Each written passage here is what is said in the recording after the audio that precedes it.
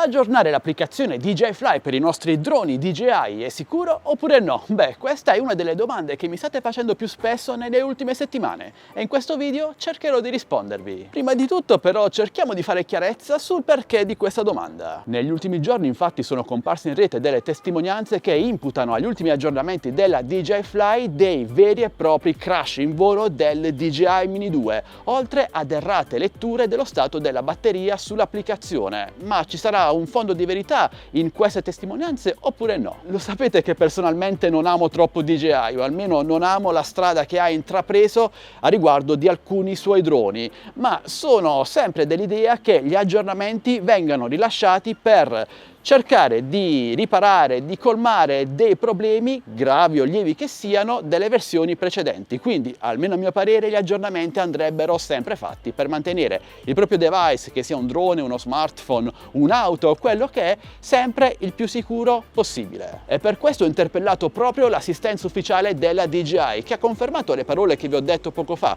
ovvero che gli aggiornamenti vengono rilasciati per rendere più sicuri e stabili i nostri droni e non segnalano nessun problema così grave da portare al crash del nostro drone. E ho interpellato anche voi nel mio gruppo ufficiale Droni e Tecnologia Italia, il più grande gruppo Facebook riguardante il mondo dei droni, almeno qui in Italia, e nessuno di voi ha riscontrato dei problemi così gravi con gli ultimi aggiornamenti. E questo cosa significa? Significa forse che tutto quello che stiamo sentendo in rete negli ultimi giorni sia solo puro allarmismo? Beh, forse un fondo di verità potrebbe anche esserci, ma almeno io credo che prima di allarmare l'intera community sconsigliando di aggiornare i nostri droni, sconsigliando di mettere questo o quell'altro aggiornamento, bisognerebbe rendersi conto con certezza se il problema, se i crash, se la lettura errata della batteria siano realmente imputabili a un aggiornamento dell'applicazione o ad altri problemi completamente slegati da essa. Volare non è un gioco e quando lo facciamo ci sono degli importanti accorgimenti da dover prendere, quindi in questo video voglio darvi dei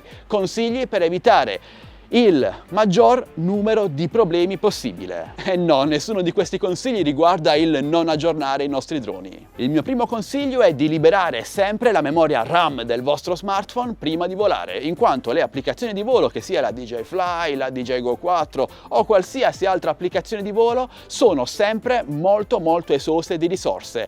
Poca RAM sul nostro smartphone potrebbe comportare una grande difficoltà, un cosiddetto collo di bottiglia nella lettura ed elaborazione dei dati provenienti dal drone e dal radiocomando. Il mio secondo consiglio si ricongiunge parzialmente al primo ed è quello di utilizzare come device per il volo uno smartphone o tablet, non dico top di gamma, di qualità almeno decente. Troppo spesso mi chiedete di consigliarvi uno smartphone super economico da 100 euro, addirittura meno, da utilizzare esclusivamente per il volo. E secondo me, se dobbiamo volare con uno smartphone o un tablet con una potenza adeguata per supportare al meglio le applicazioni di volo, perché come succede per la RAM troppo piena, il collo di bottiglia di cui vi parlavo poco fa, anche utilizzando smartphone con un processore scadente con velocità troppo basse si rischia di avere delle errate letture dell'applicazione che non riesce ad elaborare al meglio i dati che arrivano dal drone e dal radiocomando e ci fornisce delle informazioni errate, come ad esempio lo stato della batteria. Utilizzate quindi sempre un buono smartphone per volare. Il mio terzo consiglio, in realtà ve ne ho già parlato, è quello di mantenere sempre aggiornato il nostro drone, il suo firmware, la sua versione. Un po' come i nostri smartphone, noi manteniamo sempre aggiornati i nostri smartphone e le loro patch di sicurezza, quindi allo stesso modo dobbiamo fare la stessa cosa sui nostri droni.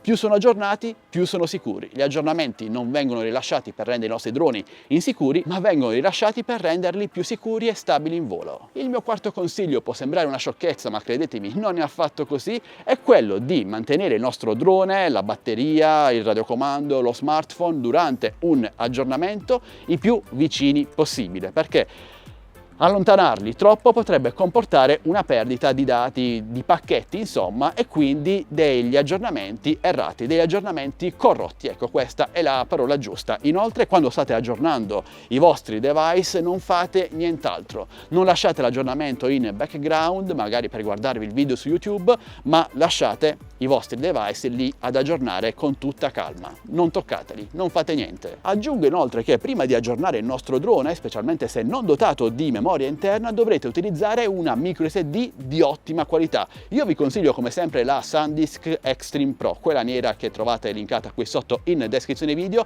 Non utilizzate mai una micro SD non formattata o di scarsa qualità, magari trovata così in un cassetto, perché anche in questo caso potrebbe portare ad un aggiornamento corrotto, quindi possibili problemi in volo. Sesto consiglio: prima di volare controllate sempre l'indice KP e se è troppo alto non volate. L'indice KP non è altro che un valore che sta a indicare l'attività solare, con annesse tempeste solari, tempeste magnetiche che potrebbero comportare persino il crash del nostro drone. Come fare per controllarlo? Beh, è davvero molto semplice, vi basta un'applicazione.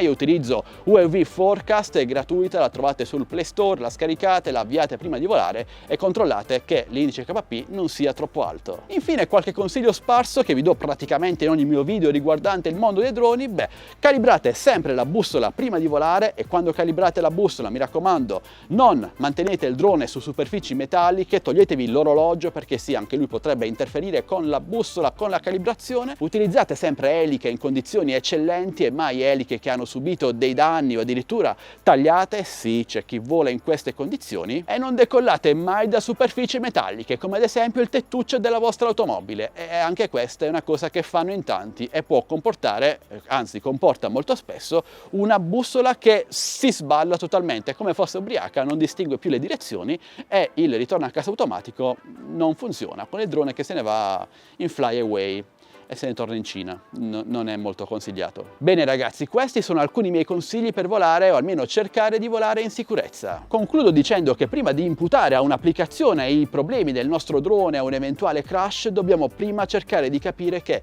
il volo sia stato eseguito con tutti i crismi del caso, quindi in totale sicurezza. Bene, questo è tutto amici, ditemi ora voi cosa ne pensate lasciando un bel commento. Qui sotto in descrizione video vi lascio un po' di link per acquistare alcuni droni che io vi consiglio, oltre ai link per il mio canale Telegram, oltre al gruppo Facebook. Cliccate sul link qui sotto ed entrateci. Vi aspetto anche nei commenti, dite la vostra, e per supportarmi basta un like, un commento, una condivisione. Iscrivetevi se non l'avete già fatto e attivate la campanellina per non perdervi le notifiche dei miei nuovi prossimi video.